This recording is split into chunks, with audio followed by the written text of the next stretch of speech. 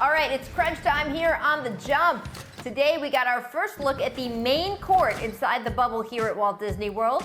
Black Lives Matter prominently displayed on the court, and the bench areas are arranged to promote social distancing.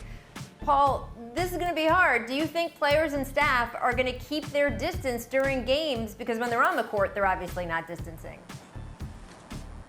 I mean, this is my thing. If you're going to be in the game doing all this pushing and tugging and touching, what about in timeouts, Rachel? How are the timeouts going to go? You know, we're used to huddling and coming together. I'm not sure if it's going to be possible. Listen, it don't matter to me, Rachel. I'm just excited that the Black Lives Matter is written biggest day on the court. Great job by the NBA, but they're not going to be able to follow the rules. I agree with Paul for us.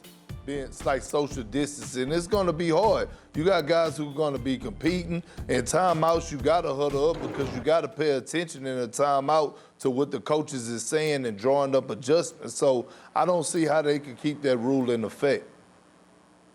Yeah, I think it's going to be sort of depending on the situation. They certainly understand that when it's stuff related to the game, you will have less social distancing. They also showed off to the media this morning some cool lights, ways fans can get involved in being, quote, in the stands, even though they won't really be in the stands. So there is some really, really, really cool stuff to come. We'll talk about that in the next few days. All right, guys, I want to get to this because yesterday Rudy Gobert was asked how he felt about his chances of becoming just the second player in NBA history to win a third consecutive Defensive Player of the Year trophy, and here was his response.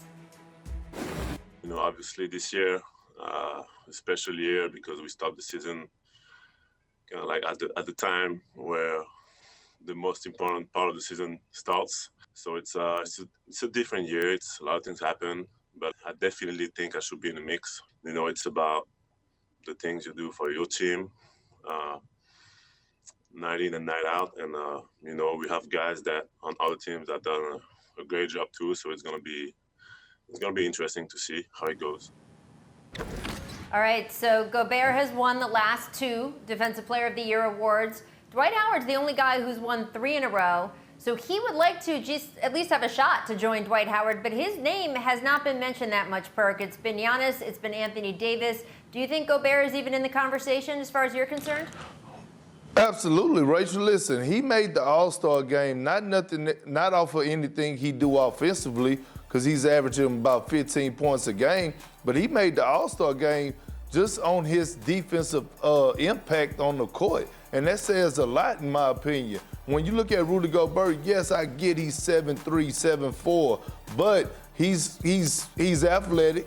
And the unique skill that he do have, in my opinion, is that he blocks shots with both hands equally. People don't understand, as a shot blocker, it's hard to be right-handed and block shots with your left hand, and he do that at a high level. So when I'm looking at Rudy Gobert, will he win it?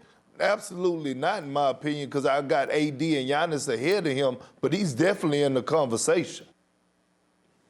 Yeah, he's in the mix. I mean, he's established himself as a perennial all-defensive player of the year candidate. Will he get it this year? I don't think so. I think Giannis should be the lead candidate for player of the year, but he's going to be in that conversation every year. Just like we put LeBron in the MVP conversation mix every year, he deserves that. But will he get it? I don't think so. Not this year. Thanks for watching ESPN on YouTube. For live streaming sports and premium content, subscribe to ESPN+.